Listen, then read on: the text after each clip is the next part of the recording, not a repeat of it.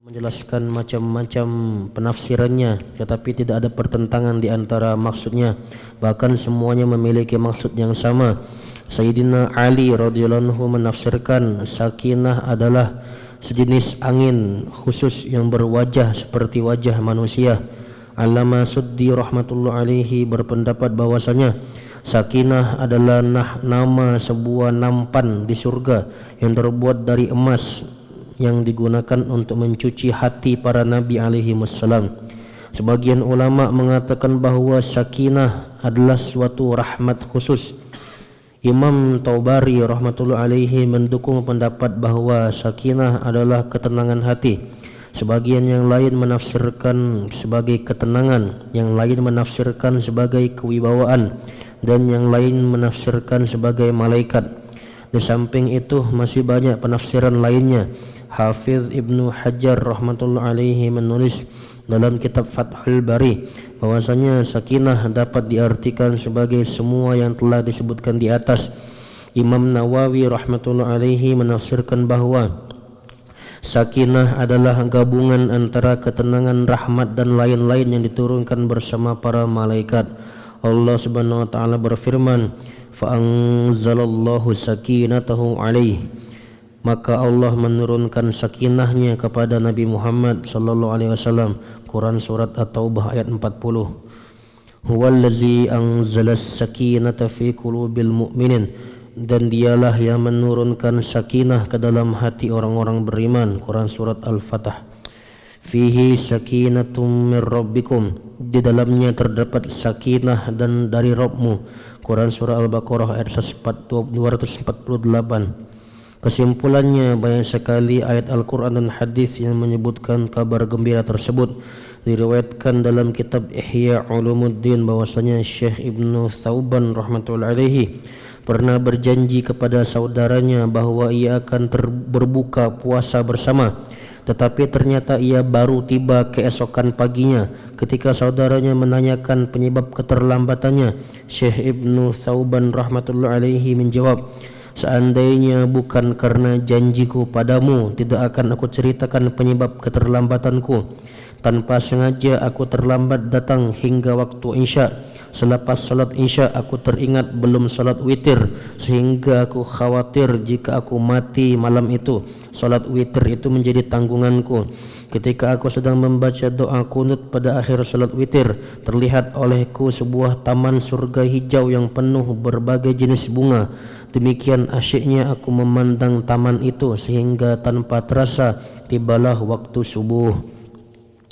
Alhamdulillah telah kita dengar beberapa hadis ayat Al-Quran mengenai fadilah atau keutamaan dari membaca Al-Quran. InsyaAllah apa kita dengar, apa kita amalkan dan kita sampaikan.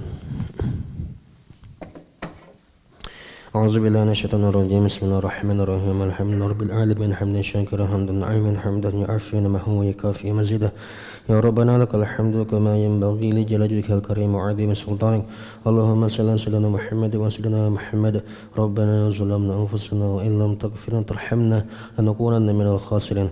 Rabbana ighfir lana dhunubana wa zid walidina warhamhum kama rabbawna shighara. Jami'al muslimina wal muslimat wal mu'minina wal mu'minat al ahya'i minhum wa bi rahmatika arhamar rahimin. Rabbana la tuzigh qulubana ba'da idh hadaytana wa hab lana min ladunka rahmatan innaka antal wahhab. Allahumma arina haqqaka warzuqna ittiba'ahu wa al-batila batila warzuqna ijtinabah. Allahumma a'inna ala dhikrika wa syukrika wa husni ibadatik. Ya muqallibal qulub tsabbit qulubana ala dinik, ya musrifal qulub sharif qulubana ala ta'atik. Rabbana la taj'alna fitnatan lil qawmidh dhalimin wa najina bi rahmatika minal qawmil kafirin. Rabbana afrigh 'alaina sabra wa tawaffana muslimin. Rabbana ij'alna muqimina as-salati min dhurriyyatina. Rabbana wa taqabbal du'a. اللهم الحمنا مراشد أمورنا وعزنا من شرور أنفسنا.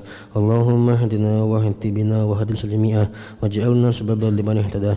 يا حي يا قيوم برحمتك نستغيث أصلح لنا شأننا كلها ولا تكلنا لأنفسنا طرفة عين.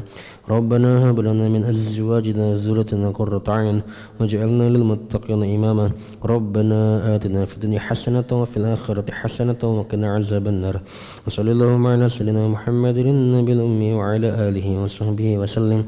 فضل سبحان ربك رب العزة عما يصفون وسلام على المرسلين والحمد لله رب العالمين. نشهد أن لا إله إلا الله إلها واحدا وربا شاهدا ونحن له مسلمون نشهد أن لا إله إلا الله إلها واحدا وربا شاهدا ونحن له مسلمون أشهد أن لا إله إلا الله إلها واحدا وربا شاهدا ونحن له مسلمون يا أرحم الراحمين يا أرحم الراحمين يا أرحم الراحمين فرج على المسلمين يا أرحم الراحمين يا أرحم الراحمين يا أرحم الراحمين فرج على المسلمين يا أرحم الراحمين يا أرحم الراحمين يا أرحم الراحمين فرج على المسلمين والحمد لله رب العالمين تقبل الله منكم صلى الله على محمد صلى الله عليه وسلم صلى الله على محمد صلى الله عليه وسلم صلى الله على محمد صلى الله عليه وسلم صلى الله على محمد صلى الله عليه وسلم صلى الله على محمد صلى الله عليه وسلم صلى الله على محمد يا ربي صل وسلم اللهم صل وسلم وبارك عليه